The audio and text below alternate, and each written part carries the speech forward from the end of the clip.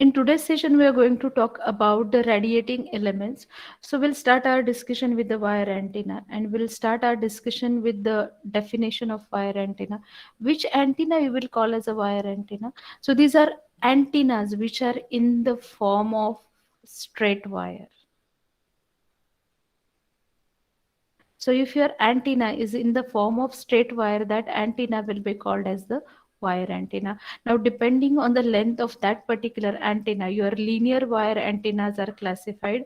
So I can say these are nothing but the linear wire antennas. So what is the classification of this linear wire antennas? So based on the length of that antenna, the classification is done. So if you see, the very first antenna is a very small antenna or a very short antenna. So first antenna is nothing but the infinitesimal dipole. There are other names to this dipole also that we'll discuss. It is also called as a small dipole. It is also called as a Hertzian dipole. It is also called as a oscillating dipole. If the length of your dipole is less than or equal to lambda by 50, it will be called as the infinitesimal dipole. The second dipole is nothing but a small dipole. The length will be slightly greater than this antenna. आपका जो length है वो lambda by 50 से तो बड़ा है, लेकिन it will be smaller than lambda by 10. ठीक है. The third antenna is nothing but the half wave dipole. So which antenna you will call as a half wave dipole?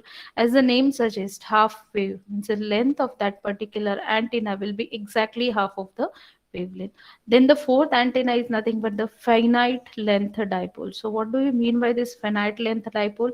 It will be having a length, considerable length, that is it will be a greater than lambda by 2 or less than or equal to, I can say, lambda. So it will be have a considerably large length. So what do you mean by L? L is nothing but the length of that particular antenna, and lambda is nothing but the wavelength of the transmission. Okay. So here, whenever we are talking about the radiation pattern of that dipole, radiation pattern will be decided by what? Whenever I'm talking about the radiation pattern of an antenna, so that radiation pattern will be decided by the current waveforms. Okay. And this current waveforms will be decided by what? It will be decided by the length of that particular antenna. So here, whenever you are talking about the radiation pattern, you need to understand what is the length of that particular dipole.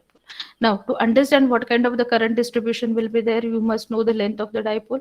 And to understand what kind of transmission or what kind of charges get form on the dipole, you must understand the concept of the dipole. To which you call a dipole? Dipole is nothing but the you are having a equal and opposite charges separated by a very small distance. So if I'm saying this is the plus q, this is the minus q, these are the equal and opposite charges which are separated by a very small distance, that is nothing but the L. Okay. So if I take this particular R is nothing but the observation point here, then I can say my observation point must be very, very greater than this one. Okay. So this particular structure will be called as the, I can say, a dipole. A very small distance, if I'm considering this distance, this L is very small, then I can say this particular dipole is a short dipole where my L is very, very smaller than lambda. Now, what happens whenever you're not giving anything to this particular dipole? There will be the no formation of the charge. It will be in a neutral condition. Okay. But once you give input, or when once you give that particular current to this dipole, what will happen? Your current, now I'm going to draw the equivalent diagram for this one. So if I draw the equivalent for this one, this is nothing but the dipole structure like this. So अगर आप यहाँ पे कुछ भी current दे रहे हो और direction ऐसे है, तो initially your current direction will be like this, ठीक है, and there will be the formation of the charges जैसे हम लोगों ने पहले भी discuss किया, your current direction will be like this. So I can say one half of the dipole यहाँ पे, now what is the relation of current and the, I can say, flow of electrons? So the direction of current flow and the direction of electrons are opposite. I'll just draw it here. So if this is my dipole where I have applied this kind of current, so this will be the direction of the current initially, ठीक है।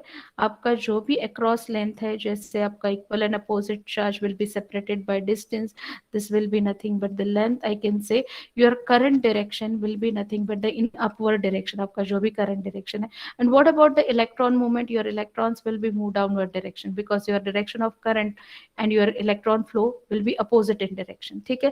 So what happens in this particular case, your upper portion or upper half will be, you can, I can say this will be positive, it will be positive, behaves like a positive charge because it is more positive because your electrons are like moving in the downward direction, you're having less electrons over here, I can say this will be positively charged. What about the lower half, it will be the negatively charged. Now this is what we called as a dipole. Now consider another situation. Here we have not applied oscillating kind of thing. Now if I'm changing the direction of the current, if this is the current direction plus minus, I'm making it negative and positive, what will happen, the current will change from यहाँ से यहाँ पे charge होगा आपका negative और यहाँ पे आपका पॉजिटिव चार्ज होगा, ठीक है।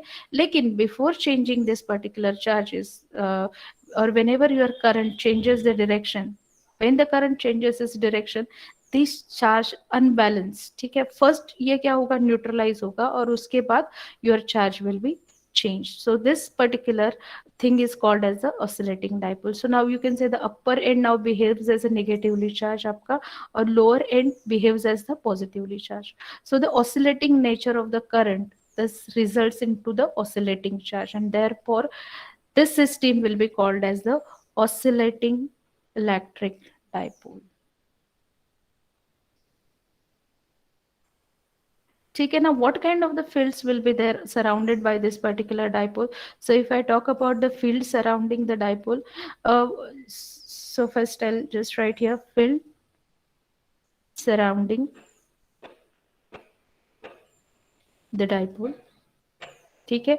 we have taken the very short dipole here, ठीक है। and now what happens due to charges, there will be the voltage between two halves of this particular dipole. आपका क्या हो रहा है यहाँ पे, your charges are there and that's why there will be the voltage. Now the oscillating nature, आप क्या कर रहे हो यहाँ पे, you're giving something like this, ठीक है। due to this oscillating, I can say, nature, ठीक है, and therefore there will be the, you are having this kind of the current, आपका oscillating current होगा यहाँ पे positive and negative. Now due to the oscillating nature of this particular current, you can say if the current is oscillations are sinusoidal, the voltage oscillation will also be sinusoidal, and voltage जो भी आपका यहाँ पे form होगा, your voltage will be exactly, or whatever separation will be there, it will be lagging by 90 degree, ठीक है। अगर आप यहाँ पे देखेंगे your this particular thing will be lagging by 90 degree, so 90 degree का यहाँ पे आपका lag हो जाएगा, so I can say this is the 90 degree lag. So these are nothing but the current waveform and these are nothing but the voltage waveforms, ठीक है। So in this way I can say my short dipole is capacitive in a nature. So this is the nature of this particular short dipole. So this will be the capacitive in nature. Now what kind of a charges or what kind of fields will be formed here? So if I'm taking the electric field on the dipole, so what kind of, so here I'll just this is the plus q and this will be the minus q. During the first half cycle what happens, your charges or आपका जो भी electric charge है, you can see the direction will be like this, ठीक है। and this is the formation of the electric field on the dipole. So this is the electric field, this is the electric field and this is also a electric field और ये आपका dipole है. So the charges on the two halves of the dipole generates the electric field, while current in the wire responsible for the magnetic field. So if you see what kind of nature will be there of the magnetic field, so आपका ये अगर if this is your dipole, the magnetic field will be like this, so direction will be like this. So magnetic field and your electric field both are perpendicular to each other, so I can say these are nothing but the magnetic field. So ये आपका magnetic field है, and if you see this is nothing but the electric field. I'll denote it with the E, that is electric field. So this is all about the electric field surrounding the dipole, ठीक है। So if we talk about the radiation, we'll talk about radiation later, but first we'll try to understand or we'll try to analyze the dipole. So I can say we'll discuss about the steps involved in the analysis of the dipole. So on the next slide I write analysis for, or I can say analysis for a dipole. So if I'm talking about the analysis, I must know what steps we are going to follow to analyze any dipole. So I'll write here step by step how we are going to analyze this dipole. So if I'm interested in analysis of a dipole, the first thing which you're going to do is nothing but you're going to determine magnetic vector potential. So magnetic vector potential. Now to determine this magnetic vector potential, you just denote it with the A bar. You select an appropriate coordinate system. Here we are going to talk about the spherical coordinate system. That's why we'll stick to only one coordinate system, so that will be easy. Now next one, if I understand what is A bar, I need to find out H bar, that is electric field intensity. So how you can find out the H bar? Because we know that B bar is nothing but the mu H bar, and which is nothing but the curl of your magnetic vector potential. What about third step? Now I have got magnetic vector potential, I have got uh, I can say H bar, that is magnetic field intensity. Now I can find out E bar, so I can determine E bar from del cross H is equal to j omega epsilon E bar. Or you can go by using the intrinsic impedance, that is nothing but the E by H, because I have got H, so I can find out E also if I know what is the intrinsic impedance. So here what we are assuming, that whatever medium is there, that is media is lossless. So if my media is a lossless, I can say this sigma is equal to 0. Okay? And the fourth step which you are going to find out is nothing but the to find radiation resistance. So these are nothing but the steps which are involving in find out or in analyzing any dipole antenna. Okay? So first you need to find out the magnetic vector potential. You need to find out H if you know this magnetic vector potential. Go for E and then go for radiation resistance. So I'll take the example how can find out radiation resistance. Okay? So if I understand what is the P radiated, I can find out the radiation resistance. So here I'll go with this particular thing. So how you are finding out P radiation? So P radiated is equal to integration of this density with respect to incremental surface area. और अगर आपका ये radiated power है तो watts में होगा. What about the density? It's 1/2 E into H complex that we have seen, and as this is the density, power per unit area, you can measure it into the watts per meter square. Now using P radiated, अगर आपको ये पता चल गया what is P radiated, you can go for I square RR. So what is RR here? This is nothing but the radiation resistance. And what about this I? I is nothing but the RMS value of a current through antenna. So I can say this is the RMS current through antenna. So this is nothing but the how we are going to analyze any antenna.